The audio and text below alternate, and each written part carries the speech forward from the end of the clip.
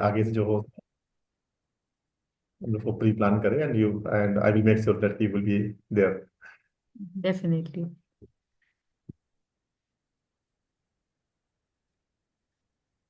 We are waiting, I think 11. Yes, ma'am. Sorry, Let us. Should we start or should we wait for 2-3 minutes more?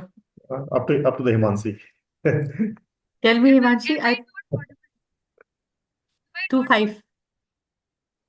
Sorry? मेरी आवाज आ रही है ma'am? थोड़ी सी धीमी आ है रही है। हिमांशी आपकी आवाज। अभी मुझे अभी क्लियर आ रही है। हाँ। अच्छा, ठीक। So as per the participants feedback हम लोग ने डिस्कस किया है कि you people really want to have interactions and Q and A in between, so right. Please interact as much as you can. Ma'am is here, we all are here. And वैसे तो आप लोग जो chat box में question लेते हैं, we मतलब take care to take them, but अगर आपका बीच में भी आ रहा है so make sure to please raise hand. I will immediately point ma'am कि अगर आपका कोई क्वेश्चन है, या फिर you can also unmute yourself and ask the question. Interaction is really important and we'll appreciate as much as interaction we people will have. It makes understand the topic very well Yes, ma'am. through interaction. Mhm. 2 minutes more, Himanshi. Uh, yes, ma'am. Or we can start, I guess. I'm just sending the reminder in the group. Or we can start, I guess.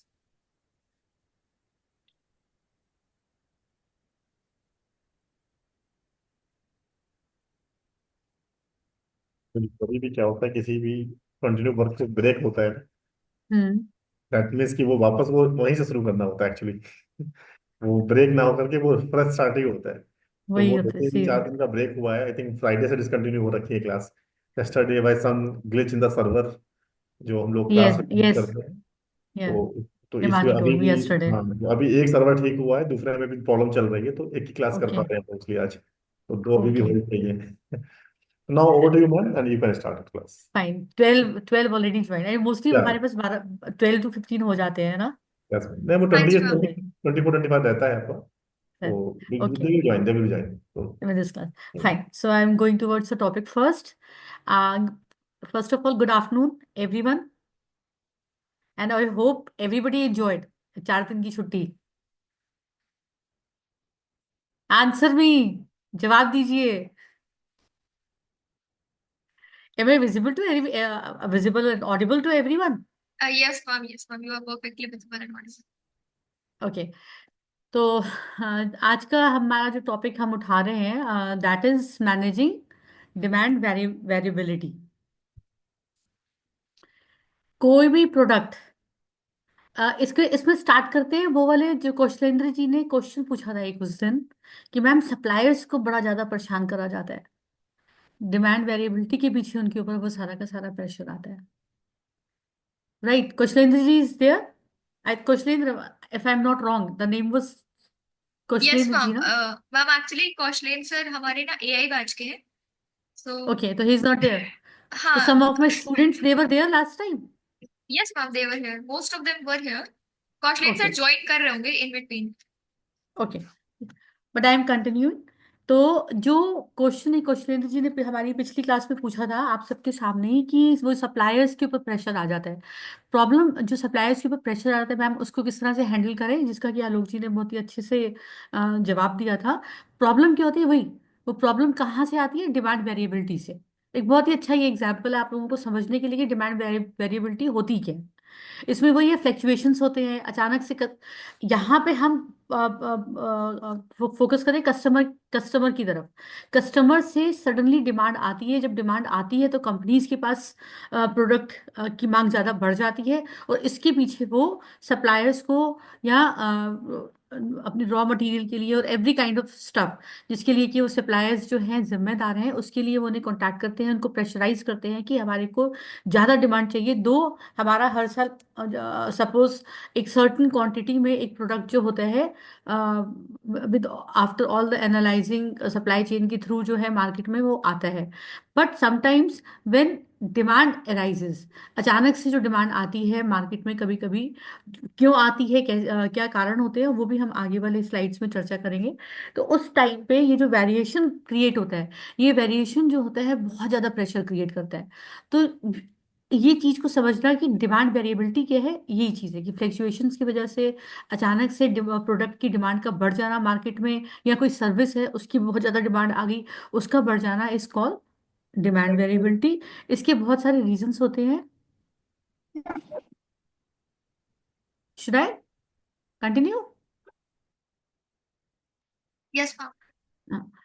And this variability जो है, ये वाली जो variability है, इसके बहुत सारे reasons हैं। जैसे अब सीजनल, अब जो टॉपिक दिए हुए हैं, सीजनल ट्रेंड्स आ गए। अब जैसे सीजनल ट्रेंड्स में कैसे, विंटर्स, जो विंटर्स आ रहे होते हैं, तो हमारे सडनली जो है हमारे विंटर चीजों का हम स्टॉक करने लग जाते हैं, मार्केट में डिमांड बढ़ जाती है, स्वेटर, एवरी एवरीबडी नोज कि सीजनल किस तरह से होते हैं। रेनी सीजन आ रहा है तो रेन कोट्स की बिक्री खूब ज्यादा हो रही होती है। अभी आज की डेट में अगर हम जाएं तो जो आज का हमारा प्रेजेंट सिनेरियो है, मतलब मैं रियल टाइम आपको एग्जांपल दे रही हूँ कि आज के टाइम पे should we go to the market and buy sweaters, और या हम पुश करेंगे दुकानदार को कि हमें वो वाले बूट्स मंगवा दो, हाई नी लेंथ बूट्स मंगवा दो, और बड़ा वो है, देयर इज नो डिमांड। और या जहाँ पे विंटर्स हो रहे होते हैं वहीं पे डिमांड बढ़ जाती है। सो सीजनल, सीजन का बहुत ज्यादा सीजनल डिमांड्स जो होती है मार्केट की, जो मार्केट से जो जो भी ऑर्डर्स है, उन पे बहुत ज्यादा इन चीजों का इफेक्ट पड़ता है। द थिंग इज, इसकी फोरकास्ट करके रख दिया जाता है हमेशा, फोरकास्ट करके मार्केट में प्रोडक्ट की अवेलेबिलिटी कराई जाती है। But sometimes what happens, sudden sudden changes in a season 2, this also affects the demand of the product, right? This is for specific, this is not for service, this is for product we are talking। जो season का, जो seasonal trends होते हैं वो affect करते हैं product को। उसके बाद होते हैं इकोनॉमिकल फैक्टर्स, बहुत ही ज़्यादा अफेक्ट करते हैं प्रोडक्ट की डिमांड को। इन्फ्लेशन हो गया, या बिल्कुल मार्केट क्रैश कर गई, उस टाइम पे भी प्रोडक्ट की डिमांड काफ़ी ज़्यादा इफेक्ट होती है। अगर मार्केट क्रैश कर गई, तो जैसे कुछ टाइम पहले रिसेशन आया था, तो recession and inflation, they both affect the demand variability. अगर आपका रिसेशन आ गया है तो डेफिनेटली है परचेज पावर आपकी स्लो हो गई है। पर क्योंकि रिसेशन का पूरा, अगर आप बैक में जाके देखें तो पूरा का पूरा इफेक्ट पड़ता है, प्रोडक्ट की डिमांड कम हो जाती है, लोगों की जो खरीदने की क्षमता है वो बहुत ज़्यादा प्रभावित होती है, जल्दी वो चीज़ें खरीद नहीं सकते हैं। क्योंकि ट्रांजैक्शंस ओवरऑल इनडायरेक्टली रिसेशन में सब एरियाज पे इफेक्ट पड़ता है। पीछे अगर जाते हैं तो उनकी जो परचेसिंग पावर होती है, सबसे ज्यादा इफेक्ट उस चीज पे पड़ता है, ह्यूमंस की। तो जब परचेसिंग पावर पे इफेक्ट पड़ेगा तो definitely they will be very cautious to spend their money. वो बहुत ज्यादा कॉशियस हो जाएंगे, जो कॉशियस हो जाएंगे तो वो कम से कम लेंगे, सो दैट कि परचेसिंग पावर उनकी कम है, और परचेसिंग पावर उनकी कम है, तो they can't go and by any product, कि कुछ भी अपना उठा लिया। वहीं पे ये रिसेशन की बात करें, वहीं पे इन्फ्लेशन, पैसा है लेकिन चीज महंगी बहुत ज्यादा लग रही है, उस वो इकोनॉमिक कंडीशन भी बहुत ज्यादा इफेक्ट करती है प्रोडक्ट की डिमांड पे। अब एप्पल का फोन, हम हमेशा एप्पल का ही लेते हैं एग्जांपल, मैं अपनी इस पे। बट डेफिनेटली एप्पल का phone is a very specific clients के लिए, स्पेसिफिक कंज्यूमर के लिए बनाए गए हैं। Not everybody goes just like that and bye Apple का फोन, आईपैड और लैपटॉप। They plan it. अगर मीडियोकर, अगर हम बोलें कि जो मीडियोकर कंज्यूमर है, बिकॉज मोस्टली मार्केट्स को मीडियोकर लेवल के जो कस्टमर्स होते हैं वो ज़्यादा राज करते हैं, इस तरह से बोला जाएगा कि ज़्यादा से ज़्यादा उनकी पकड़ होती है। तो they can not go and buy the most expensive product like anything, they have to plan it। तो ये इन्फ्लेशन के, ऐसी इन्फ्लेशन के टाइम पे होते हैं जब चीजें में ज्यादा महंगी हो जाती हैं, तो बहुत ही सर्टेन कस्टमर्स ही होते हैं जो कि उस इन्फ्लेशन को फेस कर पाते हैं और प्रोडक्ट्स को लेते हैं। उसमें भी प्रोडक्ट की डिमांड पे बहुत ज्यादा, एनी प्रोडक्ट, उसकी डिमांड पे बहुत ज्यादा फर्क पड़ता है। अगर हम रोजमर्रा की चीजों के बारे में भी बात करें, अभी जैसे कोविड के टाइम पे हमारा डिमांड सप्लाई का बहुत अच्छा एग्जाम्पल, कोविड के टाइम पे ये बहुत ज्यादा इफेक्ट हुआ था। उसमें वेरिएबिलिटी क्या थी, जो नॉर्मल तेल, ऑयल, रिफाइंड ऑयल्स, टी जो हम पीते हैं, बहुत ही नॉर्मल है। धीरे धीरे कोविड में सप्लाई, शुरू में तो सब नॉर्मल प्राइस पे सब चीजें मिल रही थी। अचानक से टी रेट्स, ऑयल रेट्स अचानक से शूट शूट आउट कर गए थे। जो नॉर्मली 100 रुपीज केजी या 90 रुपीज केजी का रिफाइंड ऑयल मिलता था, being a lady I know very well about this.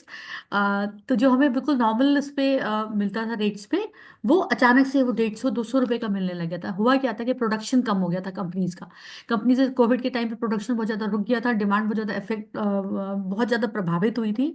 तो इस पीछे बहुत ही लिमिटेड स्टॉक में प्रोडक्ट को प्रोडक्शन करा जा रहा था, और इसी का इफेक्ट पड़ा था कि प्रोडक्ट्स के रेट्स बढ़ाने पड़े थे। एनीबडी आप लोगों में से कोई मुझे कुछ ऐसे एग्जांपल देना चाहेगा इकोनॉमिक फैक्टर्स में डिमांड वेरिएबिलिटी के? कोई एक छोटा सा एग्जांपल। आई वुड प्रिफर कि आप जरूर अब बोलें, अब जब मुझे परमिशन मिल गई है और आप लोगों को भी, तो let's talk about it. Anybody from the crowd? 17, crowd of 17। Himanshu, मैं सबको सुनाई तो दे रही हूँ ना? हाँ जी मैम, हाँ जी। ठीक है। मतलब आई वुड प्रिफर एवरीवन कि आप लोग अभी कुछ एग्जांपल अगर देना चाहें तो डेफिनेटली प्लीज अपना इसमें कंट्रीब्यूट करें इस डिस्कशन में, तो और ज़्यादा क्लैरिटी आएगी। उसके बाद है मार्केट ट्रेंड्स। मार्केट में क्या ट्रेंड चल रहा है वो बहुत ज़्यादा इम्पैक्ट करते हैं इस डिमांड वेरिएबिलिटी को। जैसे कि हम ट्रेंड्स की बात कर रहे थे, एक ट्रेंड चल रहा है, ट्रेंड बहुत फास्ट चेंज होते हैं, बट समटाइम्स व्हाट हैपेंस, एक ट्रेंड आया, कोई चीज़, जैसे हम बोलेंगे एमआई की फ़ोन या सैमसंग के सर्टन फोन्स, उनकी बहुत ज़्यादा डिमांड आई, तो फिर एक के बाद वो इतना फिर वर्ड ऑफ माउथ फैलता है, इतना अच्छे से उसका पब्लिसिटी हो जाता है कि जल्दी से मार्केट में जिस चीज़ की डिमांड ज़्यादा होगी, जो ट्रेंड ज़्यादा हिट कर जाएगा, उसकी मार्केट में डिमांड अपने आप ही ज़्यादा बढ़ जाएगी। अब जब मार्केट में डिमांड ज़्यादा बढ़ जाएगी तो कंपनीज पे क्या इफेक्ट होगा, उनको भी उसी तरह से अपने प्रोडक्शन को फास्ट करना पड़ेगा। प्रोडक्शन फास्ट होगा तो तभी वो मार्केट में उसको, अपने प्रोडक्ट को अवेल करवा पाएंगे। बट क्योंकि कंपनीज, कई बार ऐसा भी होता है कि कई बार वो फोरकास्ट करके और नॉर्मल मार्केट का वो देखकर, जो ट्रेंड नॉर्मली चल रहा है, नॉर्मल नॉर्मल एसी देख के वो बहुत ही नॉर्मल और limited as per the productions, as per the analysis अपने प्रोडक्ट का वो प्रोडक्शन करती हैं। बट ऐसे टाइम पे उनको अपने प्रोडक्शन की कैपेसिटी को बढ़ाना पड़ता है suddenly, and sometimes what happen, इसका उल्टा भी हो जाता है। कोई ट्रेंड ऐसा, ट्रेंड अचानक से चेंज होकर किसी दूसरे पे फोकस हो गया। जैसे कि एक सर्टेन एमआई का फोन चल रहा है, और उसके बाद अचानक से इस तरह से हुआ कि दूसरा कोई सैमसंग ने उसके कंपटीशन में लॉन्च कर दिया, तो अपने आप ही ट्रेंड ट्रांसफर हो जाएगा एमआई से सैमसंग की तरफ, और सैमसंग के फोन लेने के लिए लोग भागने लगेंगे। अब क्या होगा, उसका रिवर्स इफेक्ट पड़ेगा एमआई कंपनी को। क्यों? क्योंकि उसने तो अपने ट्रेंड को देखते हुए ओवर स्टॉक, ओवर प्रोडक्शन शुरू कर दिया। अब वो मार्केट में ओवर स्टॉक में अवेलेबल हो गया, तो इस तरह से कई बार कंपनी को घाटे भी कई बार उठाने पड़ते हैं। बट ये चीज़ें बहुत ही रेयर होती हैं।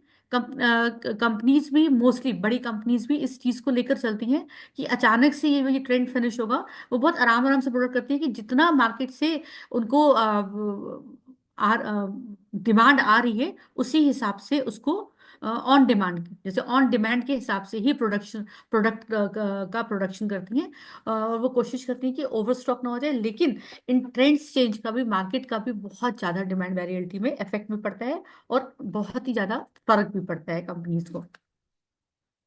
और हो सकते हैं अनएक्सपेक्टेड, कई बार हमारे कॉम्पिटिटर्स, अनएक्सपेक्टेड इवेंट्स में भी कैन से, कई बार कंपटीशन के चक्कर में हमारे कॉम्पिटिटर्स होते हैं इतना ज़्यादा अपने आपके कंपनीज के प्रोडक्ट से इतना ज़्यादा वो कॉम्पिटिटिव उसमें आ जाते हैं कि वो चाहते हैं कि उन्हीं का ही प्रोडक्ट आगे बढ़े। तो वो इस तरह की लुभावनी पेशकश एक तरह से कंज्यूमर के लिए लेकर आते हैं कि आप फलानी चीज लीजिए तो हम उसके साथ आपको गिफ्ट्स देंगे, या हम इतना डिस्काउंट देंगे।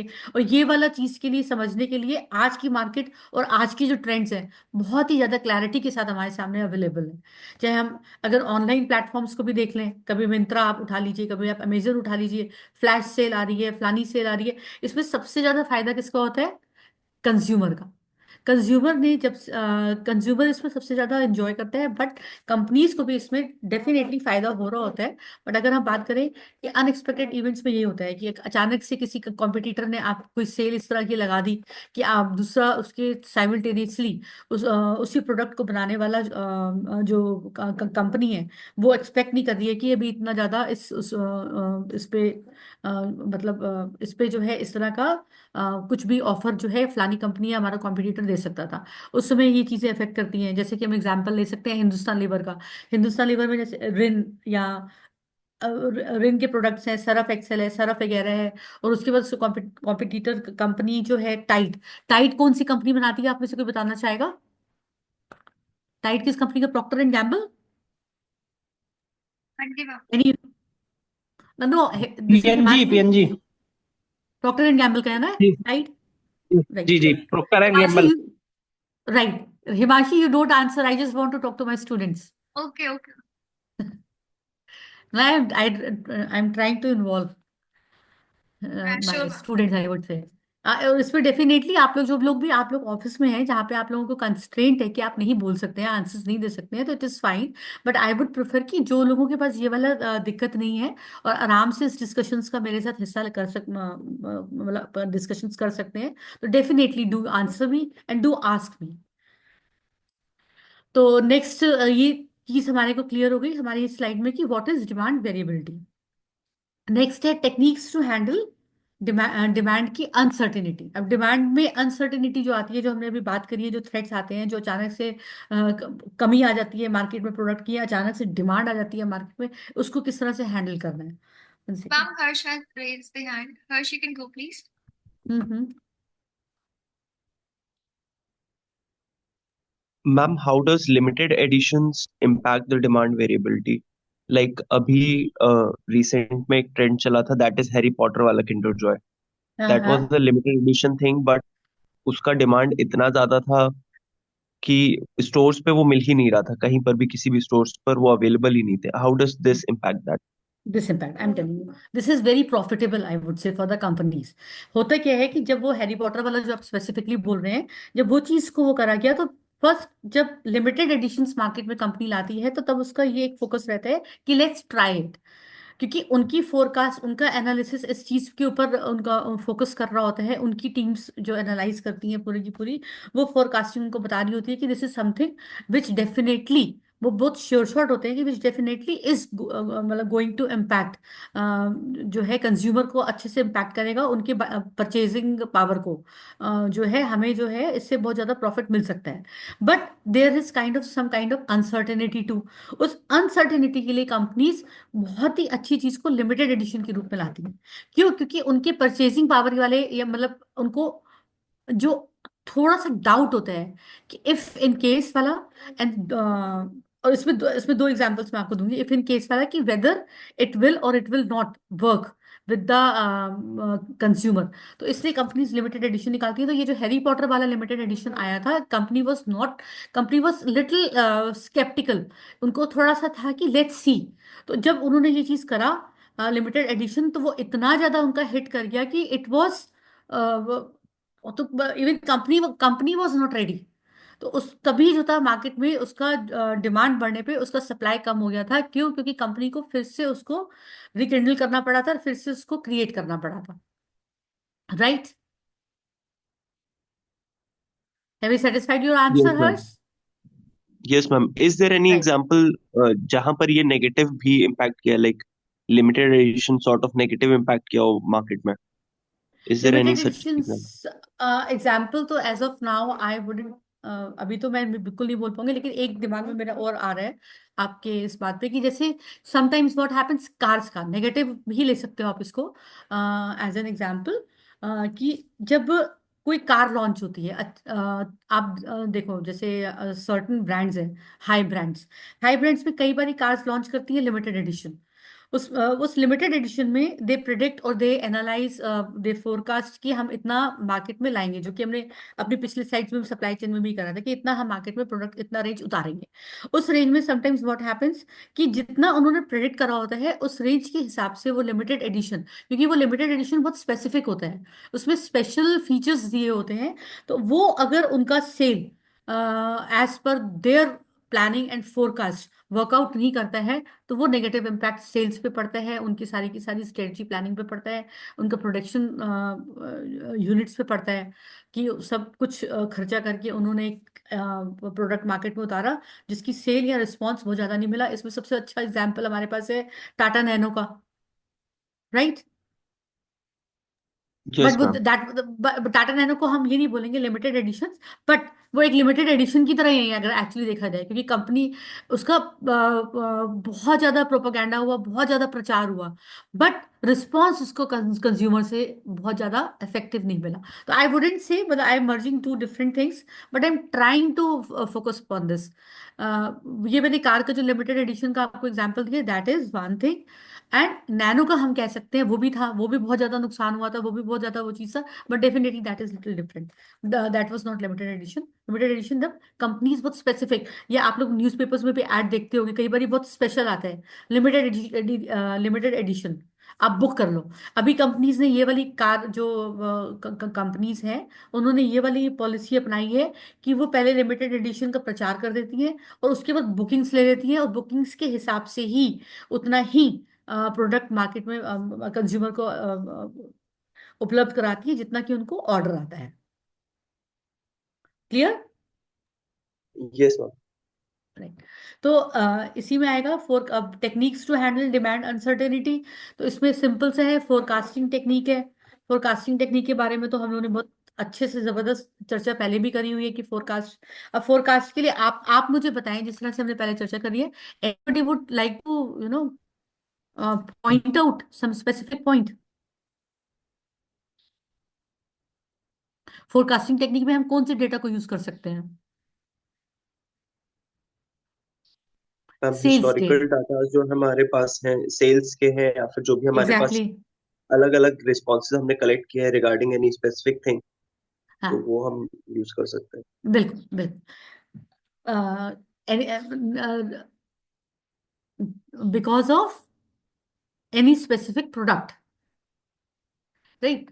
जो भी प्रोडक्ट आप हम बना, कंपनीज क्या करती हैं कि जब वो अपने सबसे पहले किसी भी प्रोडक्ट का उन्होंने अगर प्रोडक्शन शुरू करना है, तो वो सबसे पहले इस चीज को ध्यान देती है कि हमारी सेल्स उस पर्टिकुलर सिनेरियो में कैसी रही, कौन से मंथ्स में कितनी स्ट्रांग थी, कौन से मंथ में लो थी, ये सब चीजें भी बहुत ज्यादा वो होती है।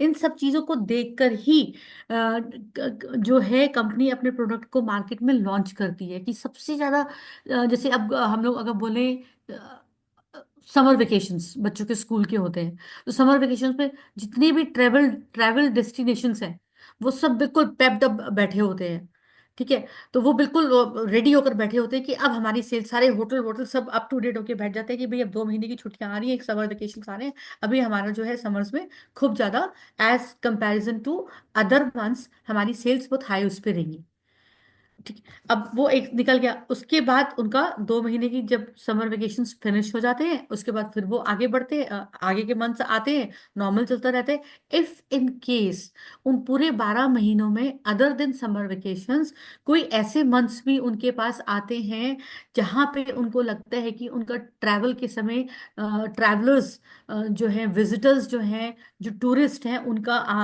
आगमन बहुत ज्यादा बढ़ गया है, तो उस चीज को भी वो उनके डेटा में चला जाता है। आने वाले साल में, और sometimes this things happens suddenly, तो उनको सडनली प्रिपरेशंस करने पड़ते हैं, बट आने वाले टाइम में, आने वाले नेक्स्ट ईयर जब चढ़ते हैं, तो वो एक तरह से अपने पिछले वाले डेटा को उठा के देखते हैं, पिछले साल के, कि हमारे कौन कौन से मंथ्स जो थे सबसे ज्यादा सेलेबल थे, कब हमें ज्यादा बिजनेस आ रहा था। ये अभी तो मैंने आपको स्पेसिफिकली होटल टूरिज्म इंडस्ट्री की मैं बात कर रही हूँ। It goes with product, it goes with every business, कि आपको पिछले वो 12 महीनों में फ्लैक्चुएशन चार्ट देखना होता है, कि कब हमारा फ्लैक्चुएशन रेशो हाई पे गया, कब लोएस्ट था, कब मीडियोकर था, और कब हाईएस्ट डिमांड पे था। उस हिसाब से कंपनीज जो होती हैं अपनी फोरकास्ट टेक्निक्स को यूज करके अपने प्रोडक्ट्स को रेडी रखती है, सो दैट कि because this is only analysis कि ये स्पेसिफिक टाइम्स है। जैसे क्रिसमस का टाइम होता है, बहुत ज्यादा। अब तो इंडिया में भी इसका क्रिसमस में बहुत क्रिसमस है। हमारा Diwali, Diwali is the best time. उस वक्त तो सिर्फ हमारे पास ऑफर्स ही होते हैं और अच्छे से मार्केट में सेल्स होती हैं। अक्षय तृतीया, सोना खूब बिकता है। तो these are all data analysis for. तो इन्हीं चीजों को देखते हुए जो है कंपनीज अपना फोरकास्ट करके अपने प्रोडक्ट का प्रोडक्शन करती हैं और मार्केट में प्रोडक्ट को उतारती हैं। अब इसमें सर्विस सेक्टर की भी बात कर ली हमने, tourism sector, that is service sector. तो उसको भी हमने, इस चीज को भी कवर कर लिया। तो एक ये हो गया। Next is, 1 second.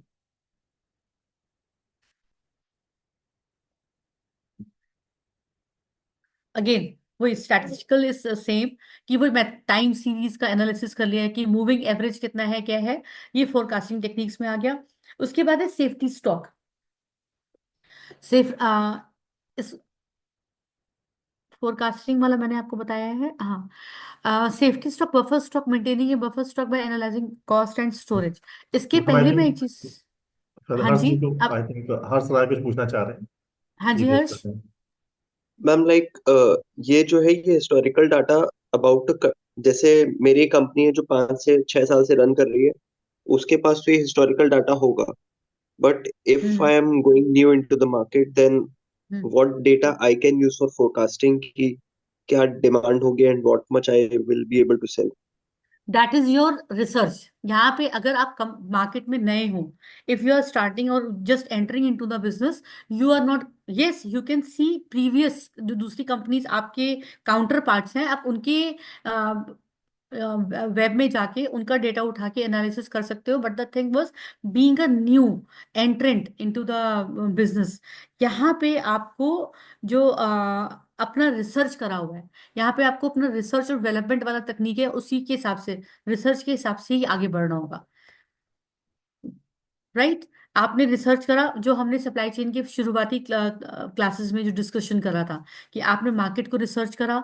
आपने मार्केट में अपना जो डिमांड है, डेफिनेटली कितनी डिमांड है, सारा के सारे आपके रिसर्च में आएगा। उसके हिसाब से आपको लगेगा कि हाँ, मुझे इतने प्रोडक्ट को ही अभी मार्केट में उतारना चाहिए, इतना ही इसका प्रोडक्शन करना चाहिए, जिससे कि और इतनी खपत यहाँ पर होती है। वो आपको खुद, या अगर आपके पास टीम है तो उस टीम को भेज के आपको ये सारे के सारे अपने R&D वाले पॉइंट्स को, रिसर्च और डेवलपमेंट वाले पॉइंट्स को इम्प्लीमेंट करना होगा।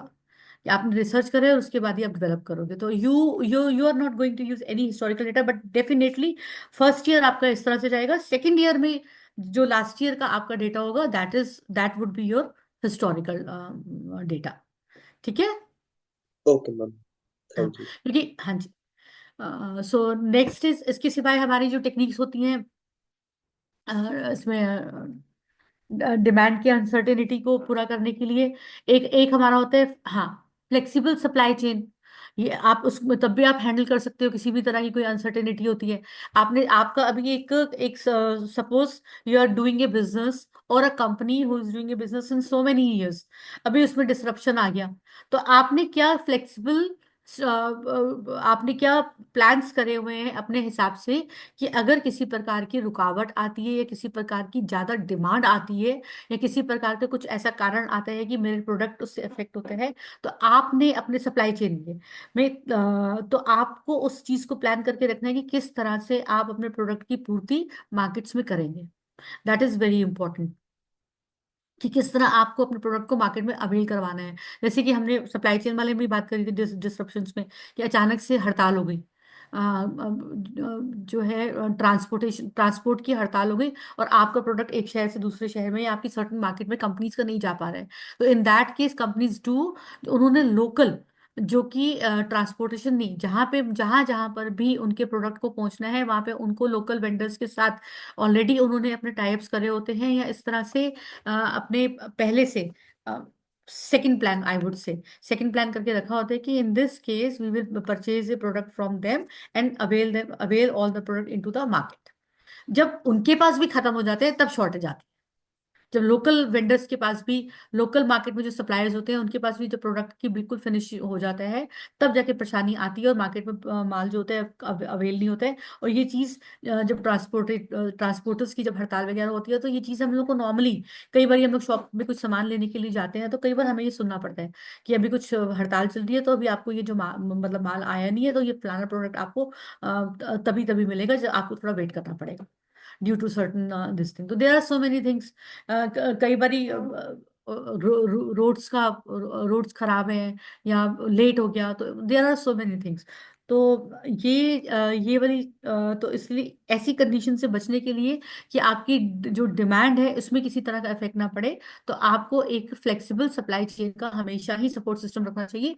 आफ्टर ये तो कंपनीज के लिए हो गया, और who ever is the new एंट्रेंट, आपके लिए रादर दिस इज इजी, क्योंकि बड़ी कंपनीज के तो बड़े वाले होते हैं। इनफैक्ट आप लोग अगर छोटे स्केल पे अभी स्टार्टिंग में बिजनेस कर रहे हैं, तो अभी आपका बहुत बड़ा प्रोडक्ट लाइन और बहुत ज्यादा प्रोडक्ट रेंज बहुत बड़ा नहीं है, तो उस कंडीशन में आप जो है, आपने जो भी नॉर्मल तरीके से अपने सप्लायर्स नियुक्त करे हैं और जो अपना आपका माल पहुंचाएंगे, वो सब चीजें तो सही है, लेकिन साथ ही साथ कुछ ऐसी कंडीशंस में जहाँ पे मतलब कुछ भी छोटे छोटे स्केल पे छोटे सिनेरियोज भी हो सकते हैं, सप्लायर से आपका मतभेद हो गया विचारों में, या किसी कारण से हिसाब किताब में, तो उस कंडीशन में आपको सेकंड एक प्लान भी हमेशा रेडी रखना चाहिए, सो दैट कि इस तरह के आपकी जो सप्लाई चेन है, जो मार्केट में आपके प्रोडक्ट की अवेलेबिलिटी है, उसमें किसी प्रकार का कोई विघन ना आए, किसी प्रकार का कोई प्रॉब्लम ना आए।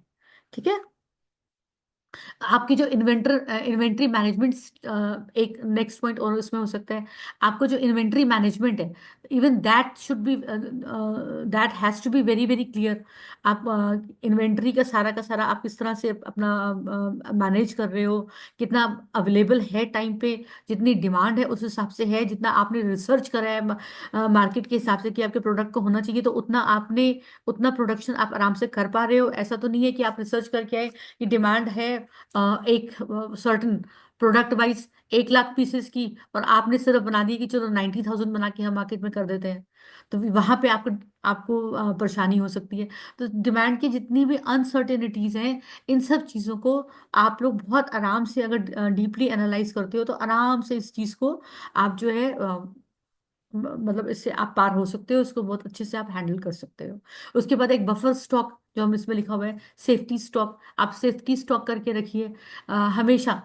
If in the case of, ये सेफ्टी स्टॉक के लिए आई वुड प्रेफर, कंपनीज बड़ी वाली कंपनीज करती हैं, बट न्यू एंट्रेंट्स या न्यू बिजनेस ओनर्स जो हैं, जिनका न्यू प्रोडक्शन है, उनके लिए सिर्फ ये होगा बफर स्टॉक के लिए, हैज टू बी वेरी, मतलब आप बहुत अच्छे से और बहुत अच्छे से मार्केट को समझने के बाद और मार्केट को बहुत अच्छे से रिसर्च करने के बाद ही अपने स्टॉक को बफर रखिए। कहीं ऐसा ना हो कि वो आने वाले टाइम में बिना रिसर्च के आपने ये सोच लिया कि नहीं एक्स्ट्रा रखते हैं, तो कहीं ऐसा ना हो वो आपको ओवर स्टॉक में तब्दील हो जाए। तो इट्स बेटर इफ यू, आप सेंस इस चीज को करके रखें कि आप लिमिटेड रखें, कि इफ इन 3 या 4 या रेशो के हिसाब से, मार्केट के रेशो के हिसाब से ही अपना स्टॉक को बफर करिए।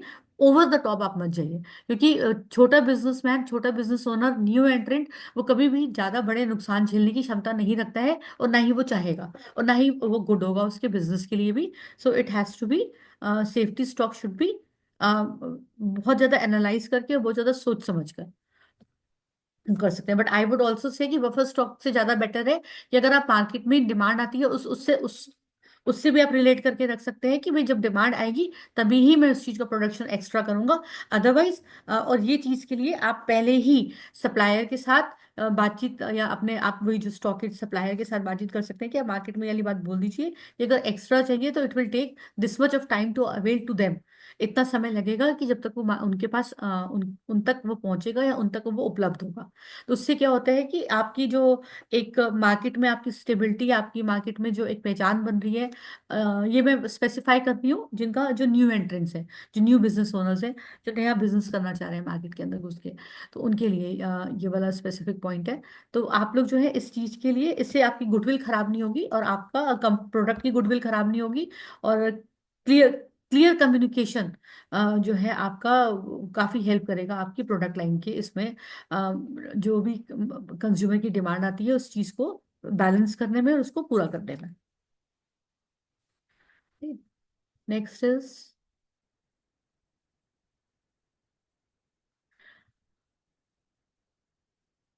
Inventory management strategies.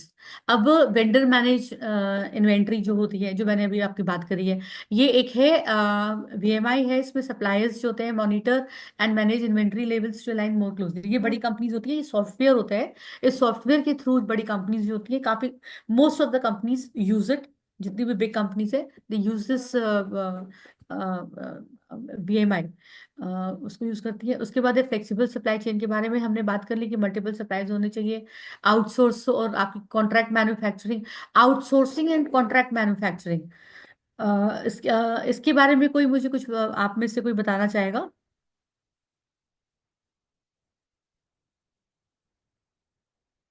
Anybody? Ma'am outsourcing product. Outsourcing, ma'am should I, yes please. Ma'am outsourcing is simply getting something manufactured by someone other, right. and then it and comes working under, with. Ma'am then it comes under make और purchase decision की, या मैं उनसे purchase करके supply कर दूं या फिर मैं इसको अपने फैसिलिटी में हाँ, मैन्युफैक्चर कर दूं। और इसको हम कब यूज करेंगे? ये किस कंडीशंस में? जब हमारी नॉर्मल सप्लाई चेन जो है उसमें वैसे भी हम कर सकते हैं, बट अगर हमारी नॉर्मल सप्लाई चेन में कोई डिसरप्शन आता है, कोई रुकावट आती है, कोई देरी आती है, तो तब हम ये आउटसोर्सिंग वाला प्रोडक्शन जो आप बता रहे हो ये हम कर सकते हैं। और दूसरा है कॉन्ट्रैक्ट मैन्युफैक्चरिंग। ये भी बोलना चाहोगे, इसमें बताना चाहोगे आप? मैम कॉन्ट्रैक्ट मैन्युफैक्चरिंग में ये यूजुअली जो गारमेंट इंडस्ट्री है उसमें काफी यूज होता है, that I share my designs to someone and ask them कि आप मेरे लिए मैन्युफैक्चर करोगे, I will just hmm. Provide you my labels, आप उनको मैन्युफैक्चर करके मुझे देंगे, and that is a usual contract for say 5 years और 10 years कि आप इतने टाइम तक मेरे लिए ही मैन्युफैक्चर करेंगे, that's how it works. Exactly. Wonderful Amal, thank you for the example, I would से। मैं यही चाह रही थी कि मैं इसको एग्जाम्पल के थ्रू बता सकूं, और आपने ये बता दिया, तो this is giving a very very clear picture कि इससे क्या होता है कि डिमांड की जो अनप्रडिक्टेबिलिटी है वो आप उसको फिनिश कर देते हो, और आप जो होते हो अपने ऑर्डर्स के हिसाब से जो होता है मार्केट में अपने प्रोडक्ट को आप अवेल कर लेते हो, right? And next is product and pricing flexibility. What is that?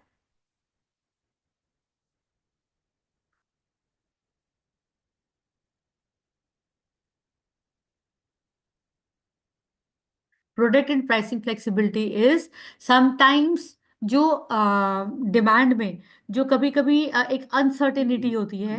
Yes, anybody?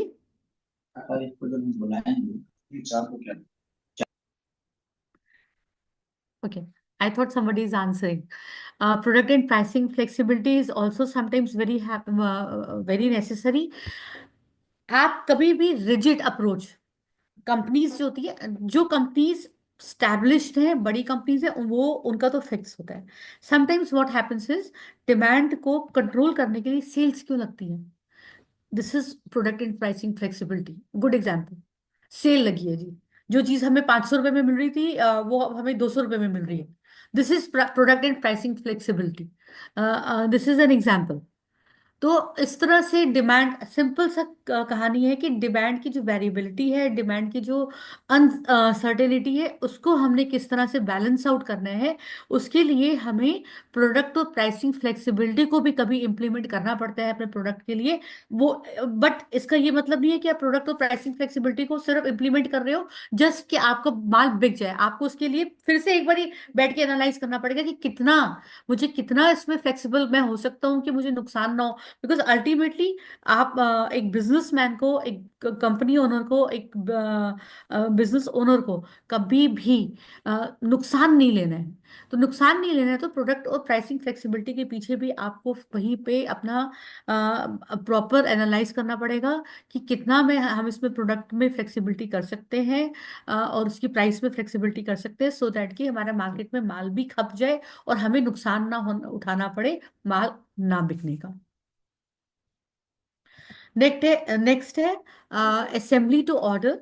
This ये जो होते हैं इसमें आप काफी हद तक जो products, not all products, certain products जो कि सेमी फिनिश्ड स्टेजेस में भी बन के रखे जा सकते हैं, इसमें ये हम कर सकते हैं। इसमें एक एग्जांपल जैसे आई डोंट नो कि कुशलेंद्र जी has joined.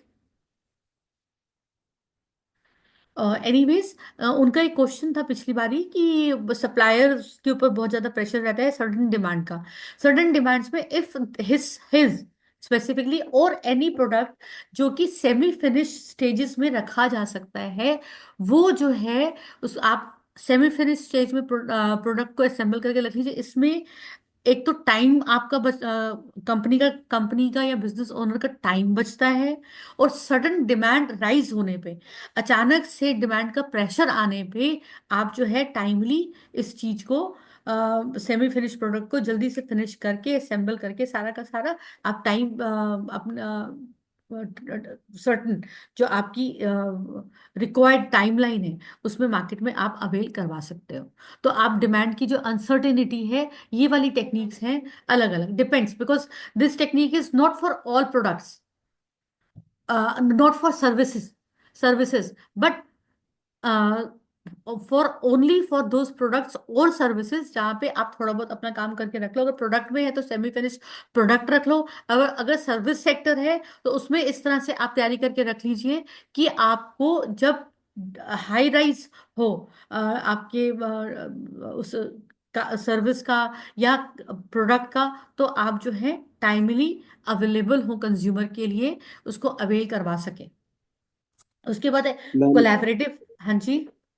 Ma'am is it like जैसे रेस्टोरेंट ओनर्स जो हैं वो हाफ कुक्ड फूड रख लेते हैं, like they prepare the gravies and then they add ingredients and serve. Exactly exactly, बिल्कुल ठीक, बिल्कुल ये सर्विस सेक्टर का हो गया, right. That is not product, that is service sector. ऐसी जैसे अभी अभी मैं टूरिज्म सेक्टर की बात कर रही हूँ, वो हमेशा जब बिल्कुल हाई सीजन होता है तो कई बार रूम्स की कमी हो जाती है, तो वो ऑल्टरनेटिव्स भी निकाल लेते हैं कि अगर इस तरह में हमारे सारे होटल के रूम्स या हमारे सारे रूम्स फुल हो जाते हैं, तो उस टाइम पे हमने कौन से 3 4 5 रूम्स की एक्स्ट्रा अवेलेबिलिटी करवानी है, टेम्परेरी रूम्स बनवा के रख लेते हैं।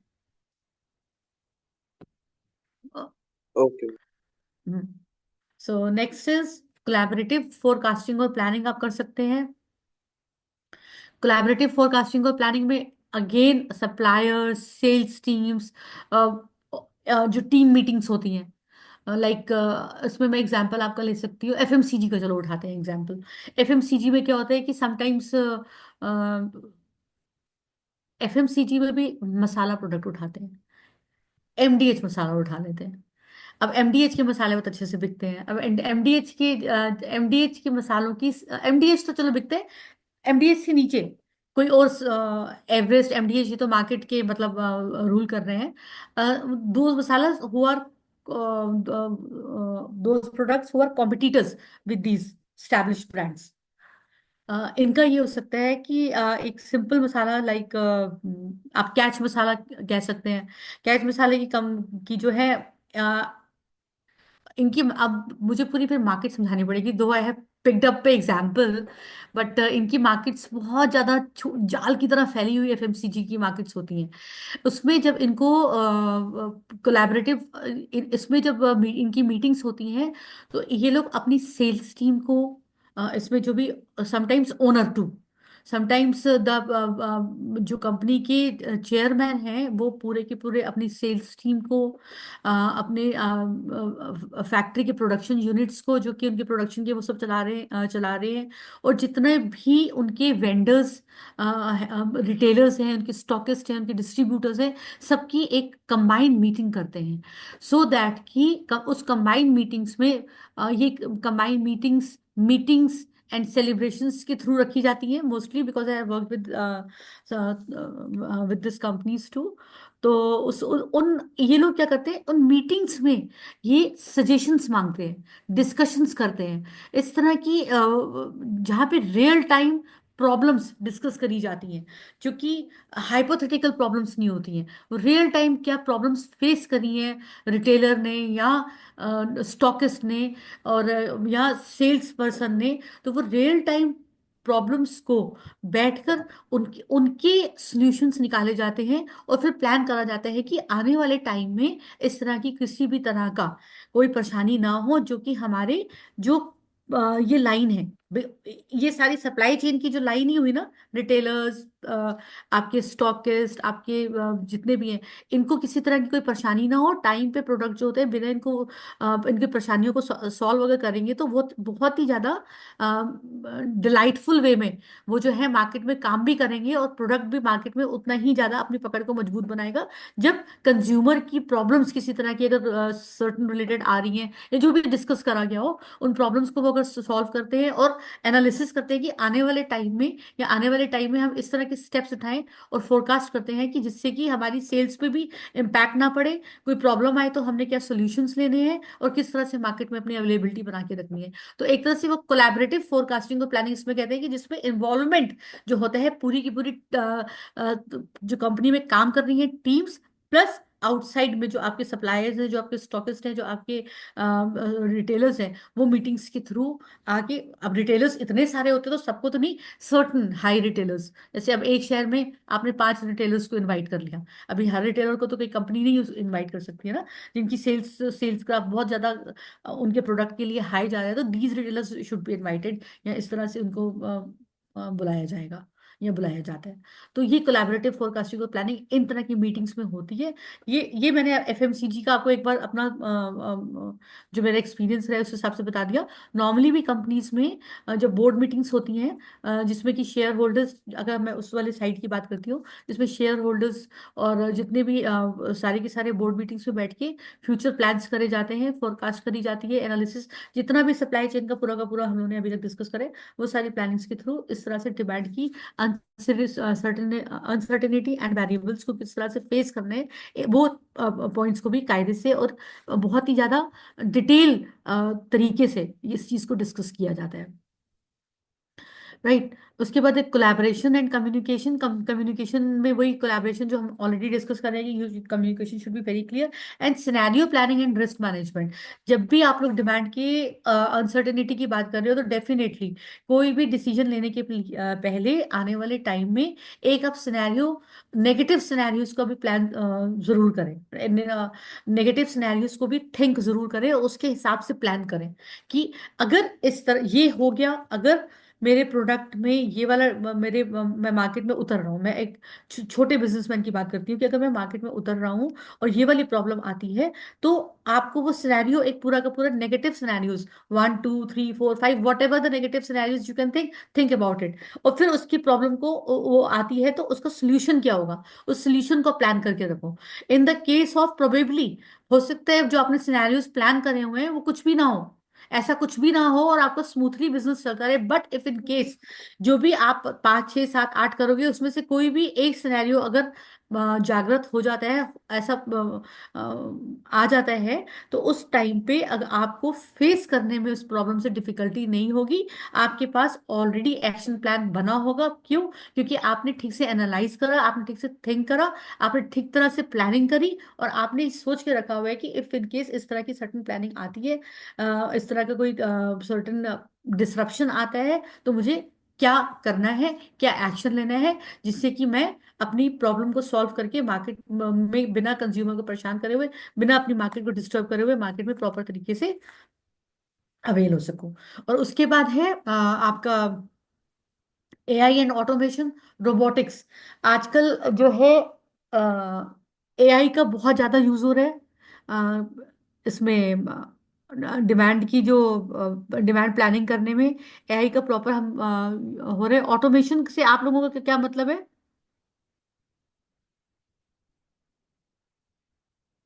एआई एआई तो पार कर देती है आपकी डिमांड का जो प्रिडिक्शन है, वो आप एआई टूल्स की हेल्प से अपने प्रोडक्ट का जो भी आपका प्रिडिक्शन है वो कर सकते हैं। दूसरा, रोबोटिक प्रोसेस ऑटोमेशन। मैंने एक कंपनी का, जब हम लोग फ्रेमवर्क्स के बारे में बात कर रहे थे सप्लाई चेन में, तब भी मैंने एक स्पेसिफिक कंपनी के बारे में बताया था कि रोबोटिक्स, मुझे कंपनी का नाम नहीं याद आ रहा, वो एग्जाम्पल स्पेसिफिकली तो याद नहीं आ रहा है, तो मैंने कहा था कि ये रोबोटिक्स के थ्रू कितना ज्यादा अपने बिजनेस को, ये बड़ी कंपनीज, कोई बड़ी कंपनी ही है हमारे देश की जो कि उसको यूज करती है, एआई टूल्स को एंड रोबोटिक्स को, उसके थ्रू भी। वो ये बड़ी कंपनीज के लिए स्पेसिफिकली कि आप, और छोटे स्केल पे भी बहुत ज़्यादा इस वक्त जो सॉफ्टवेयर ही आ गए हैं, तो काफ़ी हद तक आप इनकी हेल्प से भी डिमांड की जो वेरिएबिलिटी है इसको फेस कर सकते हैं।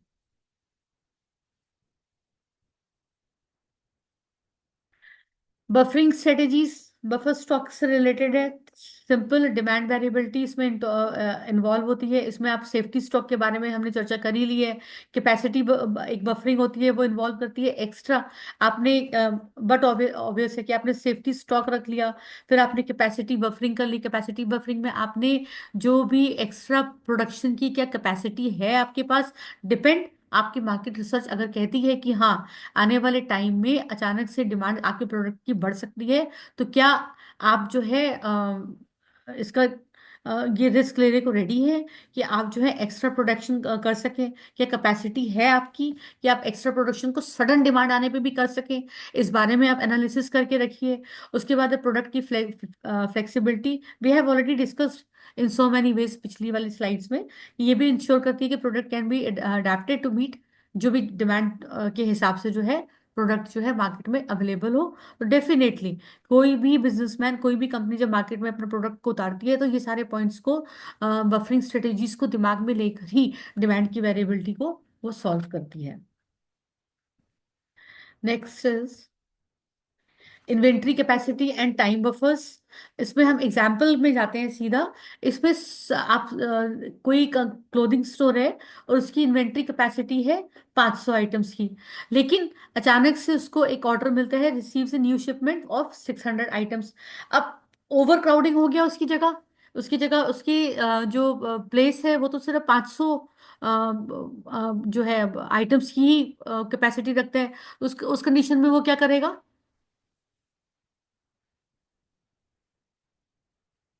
आप पढ़िए, आप मेरे को बोलिए, अब मैं नहीं बोलूंगी। मैम अगर कंसाइनमेंट आ ही गया है, like if it is on the facility, अब मेरी दुकान पर वो आ ही गया है, then I need to look for warehouse somewhere. Otherwise if it is time की जब मैं ऑर्डर कर रहा हूँ इन चीजों को, तो मैं ब्रेकिंग द बल्क जैसी टेक्निक का इस्तेमाल कर सकता हूँ if I am a wholesaler.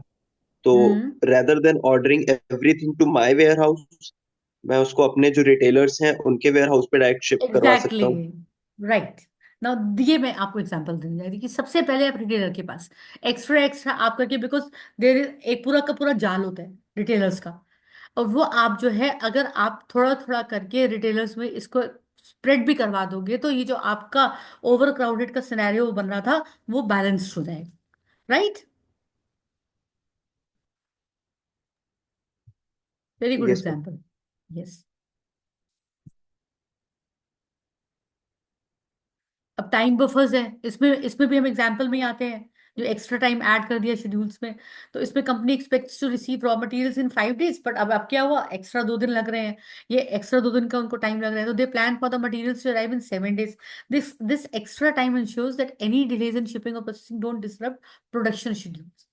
अब ये प्रोडक्शन से रिलेटेड है कि प्रोडक्शन से रिलेटेड कोई माल को अगर आपके पास पहुंचना है टाइम पे, जिसका आपने ऑलरेडी करा हुआ है कि 5-6 दिन में अवेल हो जाएगा, बट वो माल किसी भी कारणवश 2 या 3 दिन डिले हो जाता है, तो उस स्थिति में क्या आपका प्रोडक्शन, कंपनी रोक देगी अपना प्रोडक्शन? नहीं। उस स्थिति में क्या होगा? इसमें भी आंसर देने की मैं ही दे दूं, हर्ष? मैम यूजुअली जो हम लोग टेक्निक यूज करते हैं, अगर हमारे पास धागा आना है हम्म। और हमको पता है कि 3 दिन पहले अगर हम ऑर्डर प्लेस करेंगे तो हमारी फैसिलिटी पर जब खत्म होने वाला होगा तब आएगा। But we take that buffer time कि हम 2 दिन पहले ऑर्डर करेंगे। फॉर हाँ, एग्जाम्पल एक ये टेक्निक जो है हमारे घर में यूजुअली यूज होती है, हम सबके घर में। अगर हमें पता चल गया होता है कि गैस सिलेंडर खत्म हो जाएगा 4 से 5 दिन में, तो हम उसको पहले ऑर्डर कर देते हैं सो दैट एग्जैक्टली। वो टाइम पीरियड कैच अप कर ले। बहुत अच्छा, thank you so much, this is a very very good example. Exactly. तो I think this is clear with everyone. अब this is the last slide. और हमारा समय भी बस 5 मिनट का ही हमारे पास बचा है। Collaboration with partners to improve demand accuracy. इसमें जो है retailer might share sales forecast with its clothing supplier, so the supplier can produce and deliver the right quantity of products ahead of time. This collaboration helps the retailer avoid stockouts or overstocking, ensuring both parties can better meet customer demands. As simple as anything. Collaboration with partners, आपकी demand accuracy में जो भी आपके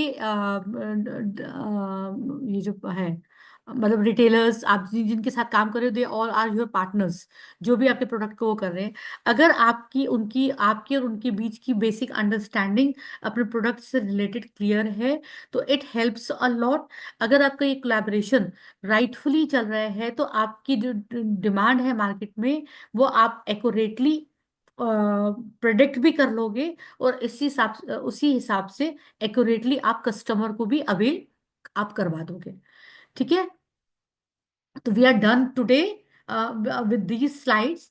Any question, any specific question or any discussion you would like to have? Anyone? Or are you clear with all the this ma'am there is a question. demand? Yes, tell me. Ma'am जो previous to previous slide में हम लोग automation की बात कर रहे थे, Hmm. So is that automation in manufacturing और is it automation in assessing our inventory? क्योंकि एक टाइम पर हम लोगों ने ये बात भी की थी कि जो वेंडर मैनेज इन्वेंटरी है, वहां पर जो वेंडर है वो हमारी इन्वेंटरी मैनेज कर रहा है, एंड वहां पर हम एआई को इंट्रोड्यूस कर सकते हैं कि एट अ सर्टेन लेवल पर हमारी इन्वेंटरी जैसे ही जाती है तो वो एआई ट्रिगर कर देगा फॉर Hmm. ऑर्डर। Hmm. और इन मैन्युफैक्चरिंग जैसे कि डेल यूज करता है for mass customization.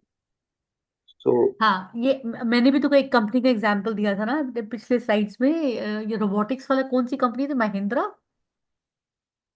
I really forgot. I don't know, मतलब फर्स्ट और सेकंड क्लास में जब हम लोग फ्रेमवर्क्स की बात कर रहे थे, सप्लाई चेन फ्रेमवर्क्स में, चलो आई विल फाइंड आउट, तो ये क्लियर करेंगे।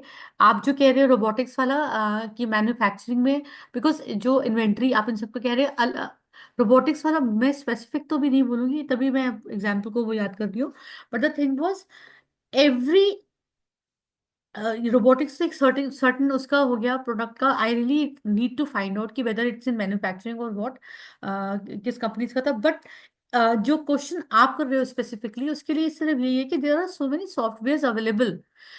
जैसे अगर हम बात करें होटल इंडस्ट्री की, तो अभी इनके इनके जो थे अलग अलग, मतलब हर चीज की अभी इन्वेंट्री मैनेजमेंट की, और इतना ज्यादा एआई और रोबोटिक्स के आने के बाद इतना ज्यादा ये सिस्टम सेट हो गया हुआ है कि हर चीज का एक सॉफ्टवेयर, ये तो बहुत हाई लेवल पे बड़ी कंपनीज के लिए ये हो जाते हैं एआई टूल्स, और ये जो बहुत ही ज्यादा है। बट जो स्मॉल स्केल बिजनेस ओनर्स हैं, उनके लिए भी इस वक्त इतने ज्यादा एआई टूल्स और सॉफ्टवेयर अवेलेबल हैं बिजनेस को मैनेज करने के लिए, इन्वेंट्री और स्टॉक्स और इन सब के रिलेटेड।